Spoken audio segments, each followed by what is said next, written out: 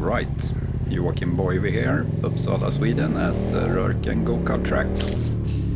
Another great event with SMC. Had a great time riding behind my buddy on the KTM 890. Gonna see soon. Right now we're stuck behind this Yamaha XT660X, I think they're called. It's not going that fast, but still kind of fun trailing him. The pace, I set the new personal best. You can scroll forward to that, it's at the end of this video. And I'm running there around 4 seconds a lap quicker than we're doing during this chase videos. So it's quite a modest pace, but still kind of fun. We're gonna see a lot of overtakes, some better than others, and yeah, I'm gonna give you some pointers on what to think about. So here we are. You shouldn't overtake inside a corner like this. Yeah, overtake before the corners and not inside the corners. This is not a race, it's a practice session, so easy does it. Now I'm caught up to my buddy on his KTM 890, so we're having some fun. And yeah, he's taking quite a different line, a high line, to get a good exit and passing this ZX10R on the outside while I'm stuck behind. But we're soon gonna find a way around that. I find that people in general, in my experience anyway, focus way too much at getting their knee down in the corners instead of worrying about the lines. And while getting your knee down in a photo looks fast, it usually isn't that fast. It's I'm usually riding behind these guys with one hand on the handlebars while they're scraping a knee. So, and it's not because I'm a superior rider, but I'm keeping a better line and focusing on speed.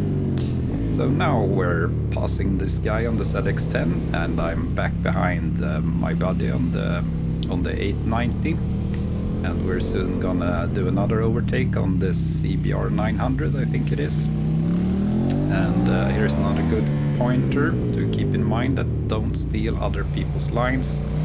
I'm keeping well to the inside, and there's another overtake in the middle of the corner that looked kind of tight. And as I said, overtake before the corner, no brake duels or anything. It's not a medal at the end of the practice session.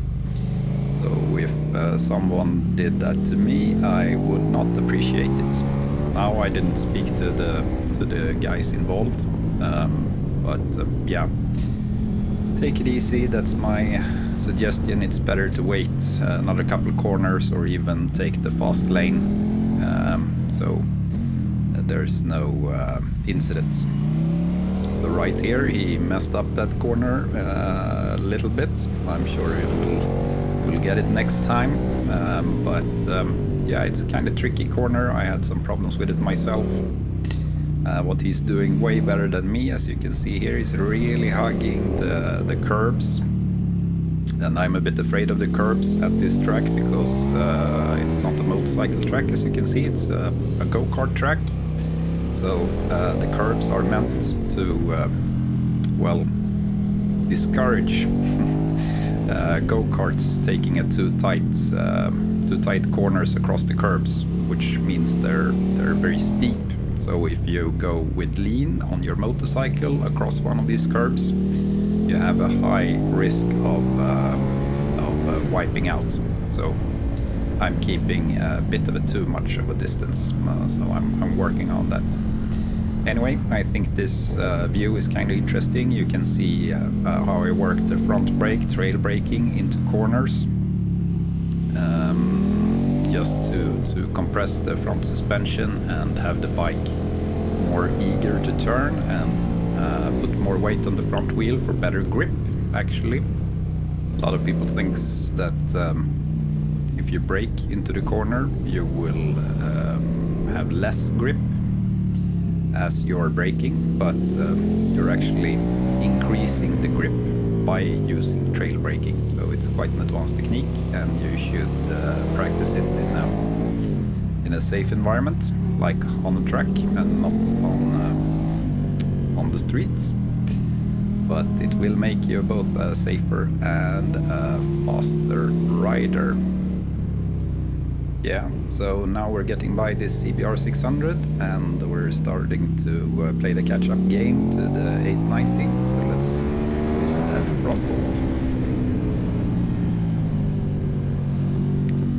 As you can see and or hear, I don't have a Quickshifter or an auto blipper, so I need to do my own rev matching, and I think I got this pretty spot on, and that's really satisfying. But yeah, a Quickshifter with an auto blipper is a really big help at the track. So I'm thinking about yeah, maybe as a winter project to upgrade my bike with that as well, because it's really easy to mess that up and give a little too much gas or through a little too little gas. Here we have another different overtake technique to go around the long way on the outside. In general, you would prefer to do the inside, as the person will drift wide. Or if they crash, they might take you with them if you're on the outside. But this was going so slowly, so it wasn't really an issue. So that's that, end of the track day, and now I'm going back to my trailer from mxtrailer.se. It's really sick, so you should definitely check them out. Room for 2 bikes, as you can see. Yeah, a heater, a cooling fan, a refrigerator, and a microwave. So yeah, personal best is only my new personal best lap of the day. I was going like 4 seconds quicker than the pace that we had in the previous clips. So this is a little quicker, but unfortunately the batteries on the GoPro Max died, so we only have the rear view left. But I still kept it for posterity, and yeah, it could be fun to look back on at your old age. So the data that you see to the bottom right, I haven't spoken about that before, but yeah, it's real proper racing data from my Speedangle Laptimer. I don't use that to examine my performance really. It's more of a gimmick, and you can get a broad overview of how you perform.